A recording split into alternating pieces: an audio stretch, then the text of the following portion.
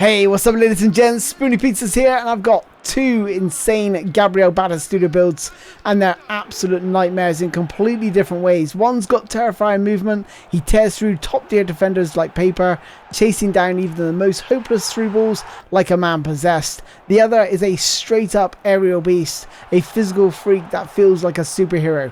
The moment that ball goes wide, defenders panic because they know what's coming, cross it in, and he's ready to punish.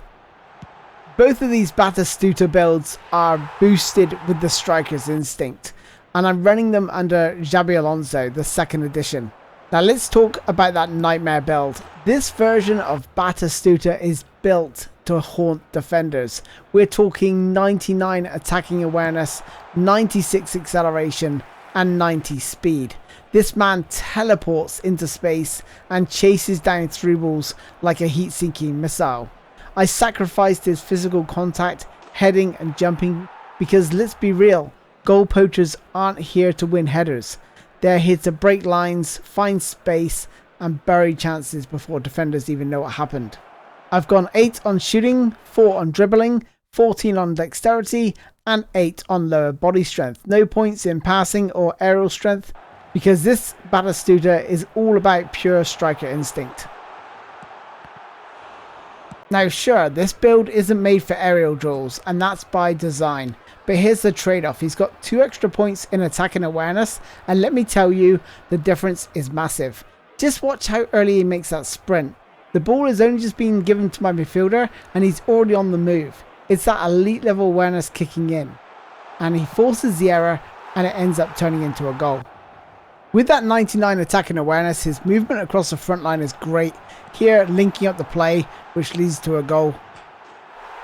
And again, I want you to notice his movement because this is absolutely huge. Look how early he's running. He's already forcing that defense back, leaving gaps in their midfield for my whole players, my creative playmakers to get into. And who's the first on those low crosses? He is. So low crosses and that ability to push that defensive line back as early as possible. Again here, look how much room he's getting because of that high attacking awareness. And that is such a massive difference. And when you compare that to the superhero build, which has got 97 attacking awareness, you're going to see such a huge difference. Now in the air, obviously he's not all that great with this build and he will be beaten in the air multiple times as you're going to see here. So stick to those low crosses where he will latch onto those much more effective than the superhero build. So it just depends what sort of cross you're going to be putting into the box. In my opinion, the nightmare build feels way better to control when he picks up the ball and receives the ball. However, one thing I will say is that he gets easily out-muscled, as you're going to see in this clip here. And the next clip, you're going to sort of see that ability to control. Look how he takes it inside the defender. Really nice. He feels really good to handle, but he does lack that physicality compared to the next build, which I'm going to show you now. So this is the superhero build. 97 attacking awareness, 91 finishing, 90 heading, 94 acceleration, 94 kicking power, 91 jumping, 90 physical contact. So he's a physical specimen, great in the air, great leap on him, and he scores a bag of goals. And those 4 points in goalkeeping help get that jumping ability right up into the 90s.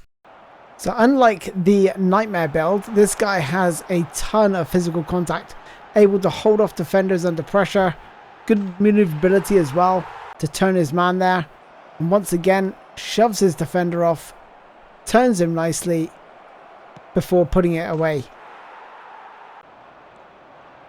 Here once again showing his strength.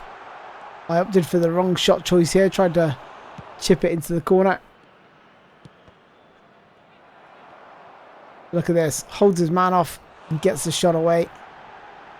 Once again, that strength just allows him to hold on to the ball much better. And this is a great example, just constant pressure from the defender, but he's very comfortable here.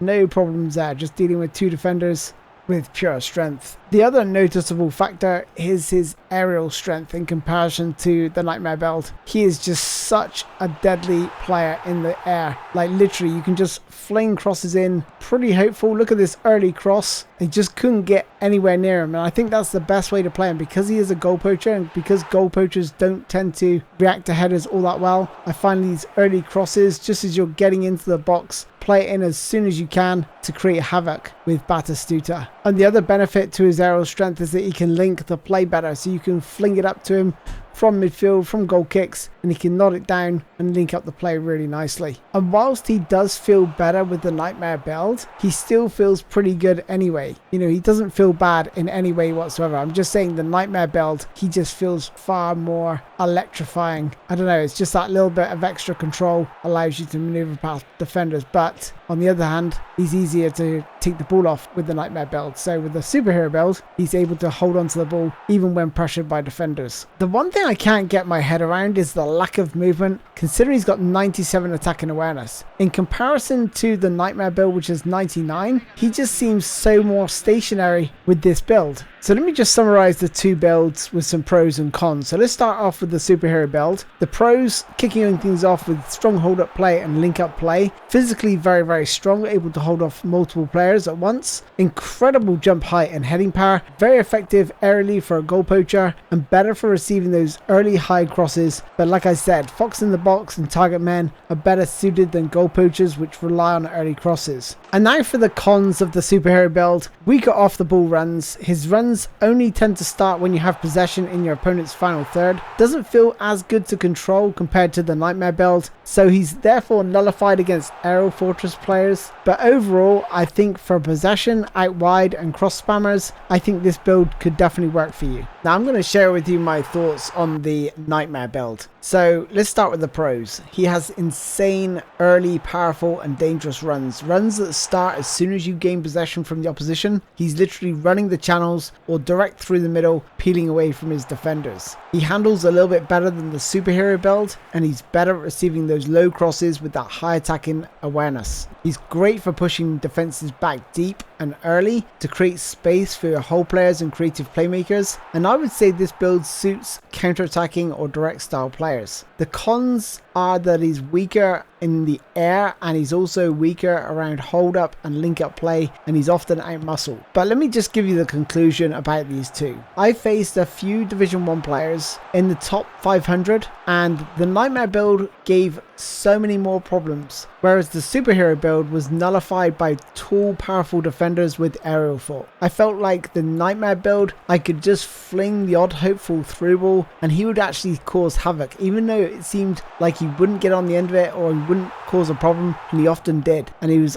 literally a threat the entire game. But the superhero build I found is better for bullying Division 2 players and below, because you can cross spam and he has excellent link up play. Anyway, I want you guys to try both builds and let me know in the comments which you prefer. I think there may be a build which has 99 attack and awareness but also has a great nice rounded stats as well that may be something to look at in the future. Until next time guys, thanks for watching. I'll look forward to seeing you guys next time. Take care. I'll see you soon. Bye bye.